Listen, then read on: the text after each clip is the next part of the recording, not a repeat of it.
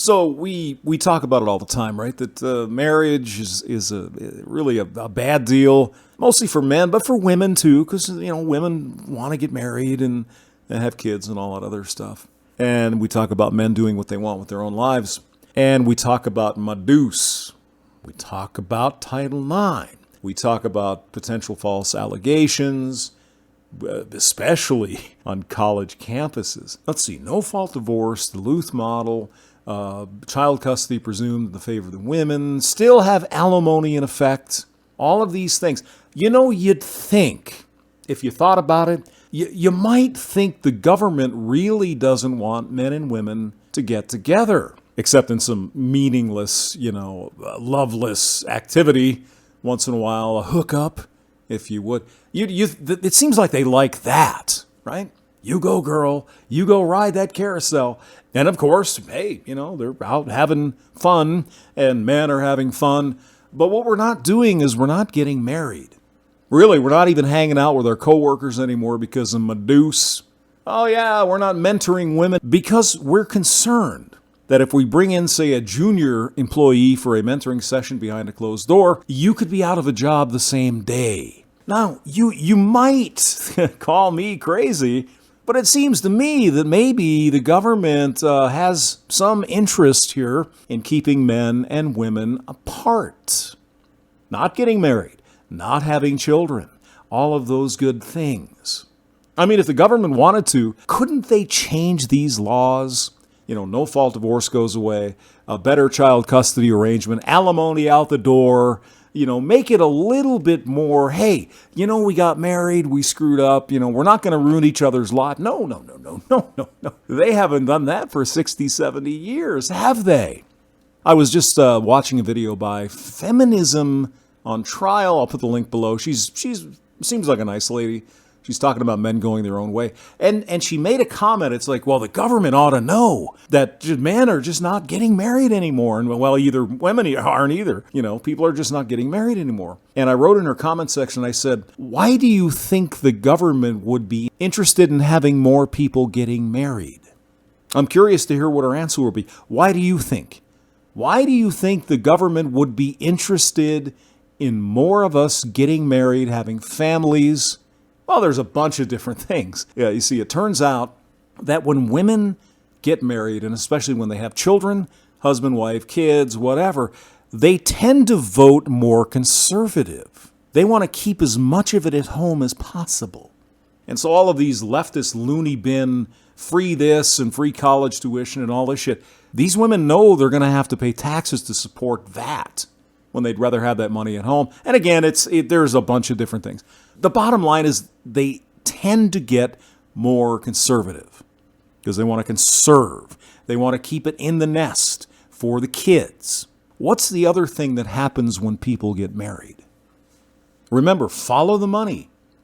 Who benefits? Well, of course, men and women do. If all these laws and stuff were changed to be more fair, it's great, right? Being married, the kids, the family, and working on the car in the garage with your son, and it's good stuff, right? But currently the laws are not fair. They are anything but fair. And there's no effort to change them.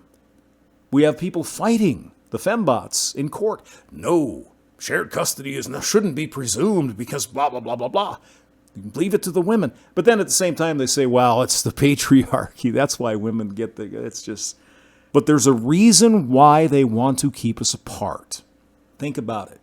You've got two adults, presumably working. So what are both of these adults doing? Well, they're paying taxes, aren't they? Both of them are paying taxes. And so let's say man and a woman decides to get married, have some kids. She decides when she has the baby, it's like, you know what? I don't want to do this bullshit work anymore. I want to be with my child. I want to stay at home. I want to be a stay-at-home mother, go to PTA meetings and watch Oprah and whatever.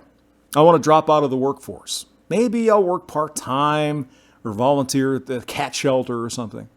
Well, the government loses a bunch of taxes then, don't they? So why would they want to encourage men and women to get married if their revenue stream gets cut? I mean, look at all the things they're doing to try to get women back in the workforce as fast as possible after they have their baby. 12 weeks should be enough. Now get back to work. Here's free childcare. Here's free pre-K. Here's free this and free that. Get back into that workforce. You might say, but it's going to cost for a little while. After 5 years, don't have to pay that anymore, do they? Why do you think the fembots are so interested in shaming women who decide they want to stay home and be a stay-at-home mother, stay-at-home wife, and, oh my God, maybe even cook dinner once in a while? Why do you think they shame them? Because they do not want them to stay home. So we have a couple of different things going on here. Got some balls in the air. Number one, they want to keep men and women apart. And they do that in a number of ways. Feminism is one. You go, girl, go ride the pole all you want, blah, blah, blah. And they make marriage such a danger to men, especially men.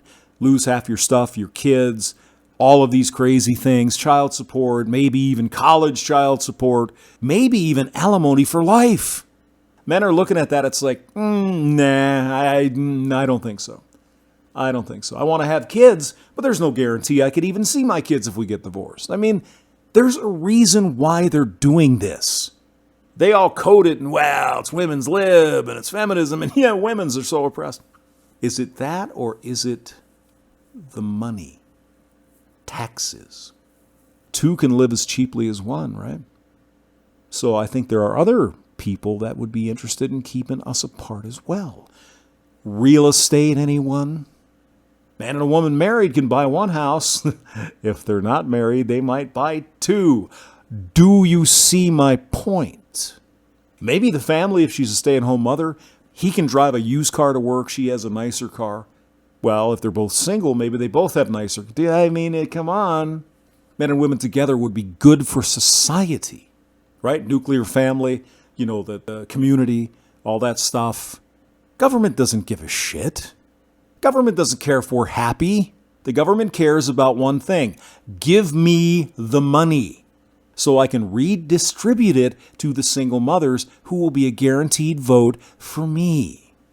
We are being played, both men and women. And currently in this situation, men really don't have a choice. Men doing what they want. We have no choice.